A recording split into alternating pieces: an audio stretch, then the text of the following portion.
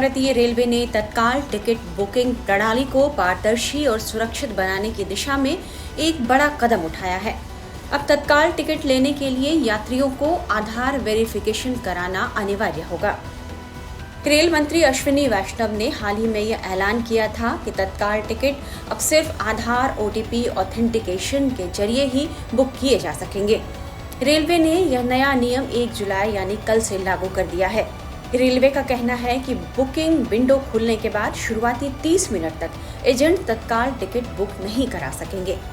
Railway के इस नए नियम का असर भी कुछ दिखने लगा है। मीडिया रिपोर्ट्स में कहा जा रहा है कि दिल्ली से लेकर वाराणसी, लखनऊ और बिहार जाने वाली कई प्रमुख ट्रेनों में सालों बाद तत्काल कोटे में सीटें खाली देखी गई। पहले जहां इन रूट्स की तत्काल टिकटें कुछ ही मिनटों में खत्म हो जाती थीं, वहीं अब बुकिंग समय के बाद काफी हद तक टिकटें उपलब्ध रहीं। इस नए नियम का सीधा असर दलालों पर पड़ा है। सोशल मीडिया पर नए नियम को लेकर काफी प्रतिक्रिया देखने को मिल रही है और लोगों ने कुछ हद तक राहत की सांस ली है। रेलवे के इस नए नियम का मुख्य मकसद टिकटों की कालाबाजारी पर रोक लगाना और टिकट बुकिंग प्रक्रिया को सिर्फ वास्तविक यात्रियों तक सीमित रखना है। इसके तहत अब टिकट बुकिंग के समय यात्रियों को मोबाइल में OTP के जरिए आधार सत्यापन कराना होगा। अब सिर्फ सत्यापित यूजर ही IRCTC वेबसाइट और मोबाइल ऐप पर तत्काल टिकट बुक कर सकेंगे। तत्काल टिकट बुकिंग के अलावा रेलवे ने कई और बदलाव किए हैं। 1 जुलाई से रेलवे में क्या-क्या बदल गया है, ये जानिए। यात्रियों की सुविधा के लिए भारतीय रेल द्वारा लगातार प्रयास किए जा रहे हैं और इसी श्रृंखला में 1 जुलाई से कई महत्वपूर्ण बदलाव भारतीय रेल द्वारा किए जा रहे हैं। सबसे बड़ा बदलाव तो तत्काल टिकटों के संबंध में किया जा रहा है। हम लोगों ने 1 जुलाई से तत्काल टिकट के लिए आधार ऑथेंटिकेटेड अकाउंट का होना अनिवार्य कर दिया है और इसकी व्यवस्था की गई है। इसके अलावा हम लोग कोशिश कर रहे हैं कि अपने सॉफ्टवेयर में ऐसे बदलाव लाएं कि OTP आधारित तत्काल टिकट जारी करना प्रारंभ कर दें। इसी तरह से किराया के जो स्ट्रक्चर है उसमें बदलाव का निर्णय लिया गया है। 1 जुलाई से नई किराया सूची जो है वह लागू की जा रही है। जो नई किराया सूची भारतीय रेल द्वारा तैयार की गई है उसमें सबअर्बन ट्रैफिक पर किसी प्रकार का दबाव नहीं डाला गया है। किराए में किसी प्रकार की तब्दीली जो है नहीं की गई है। इसी तरह से मासिक और त्रैमासिक टिकटों का किराया भी जो है वह पहले की तरह ही रखा गया है। उसमें किसी प्रकार का बदलाव नहीं लाया गया है। साथ ही जो जनरल क्लास में यात्री ट्रेवल करते हैं उनके लिए भी 500 किलोमीटर की दूरी तक कोई बदलाव नहीं लाया गया है। वह किराया जो है सेम ही रखा गया है। जनरल क्लास में 500 किलोमीटर से अधिक की यात्रा पर किराए में आधा पैसे प्रति किलोमीटर की वृद्धि की गई है। यदि इसको मॉनेटरी टर्म में हम लोग तब्दील कर दें, रुपए में तब्दील कर दें, तो 501 किलोमीटर से लेकर के 1500 किलोमीटर की यात्रा पर प्रति यात्री 5 रुपया किराया बढ़ाया गया है। इसी तरह से 1501 किलोमीटर से 2500 किलोमीटर की दूरी तक का जो किराया है वह 10 रुपये बढ़ा दिया गया है और 2501 किलोमीटर से 3000 किलोमीटर के बीच की दूरी पर किराया जो है वह 15 रुपये बढ़ाया गया है।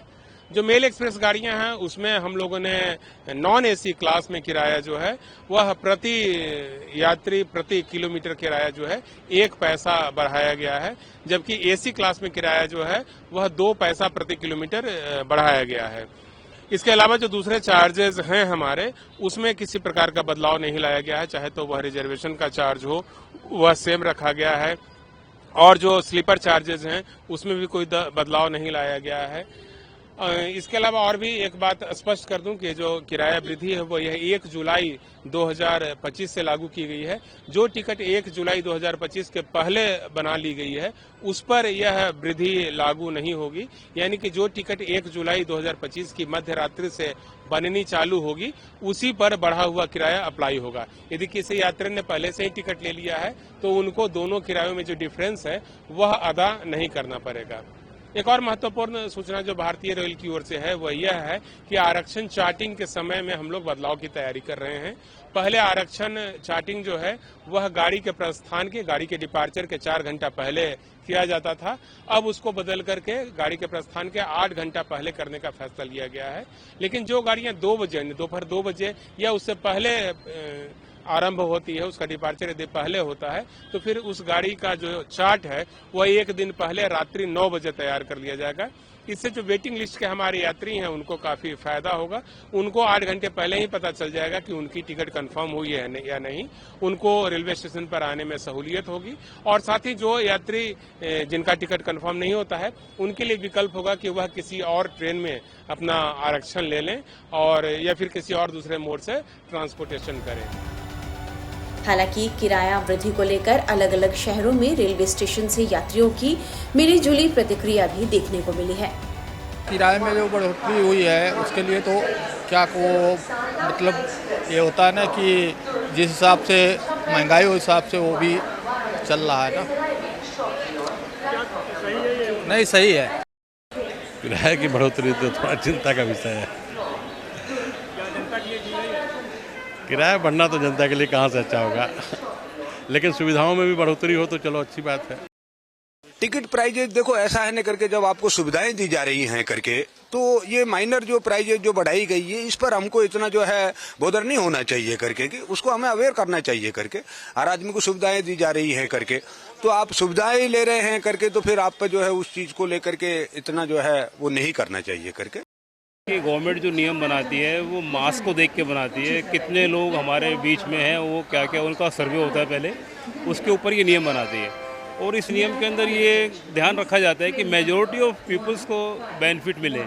लेकिन जो एक सबसे बड़ा पॉइंट ये है कि जो इस समय पर महंगाई बढ़ी हुई है उसके हिसाब से आम पब्लिक को कहीं ना कहीं विकल्प के तौर पे अगर फ़ायदा मिलता है तो कहीं ना कहीं उनको बढ़े हुए टिकट रेट पर या बढ़े हुए दामों पर उनको कहीं ना कहीं अपने घर चलाने में कठिनाई भी होती है।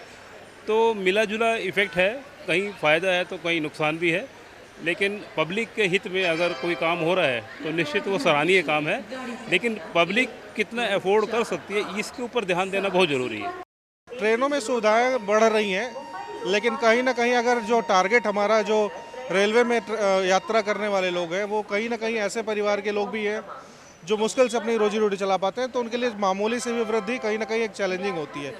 लेकिन अगर रेलवे की सुविधाओं में बढ़ोतरी के साथ साथ रेलवे के समय को सही किया जाए और उसमें जनरल डब्बों में बढ़ोतरी की जाए, स्लीपर कोचेस बढ़ाए जाएँ, तो कहीं ना कहीं वो मामूली जो बढ़ोतरी है उसका फ़र्क नहीं पड़ेगा। लेकिन आम जनता कहीं ना कहीं जब देर से यात्रा करती है और उसको यात्रा में पैसे देने के बावजूद भी सुविधाएं नहीं मिलती हैं तो वो कहीं ना कहीं एक बड़ी चैलेंजिंग और दुखद हो जाती है बातें।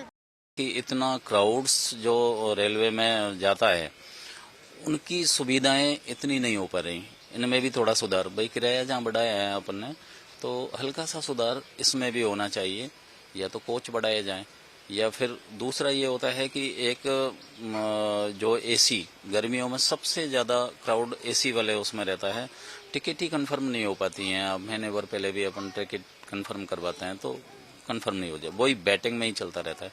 तो इसके लिए भी थोड़ा सा कुछ होना चाहिए।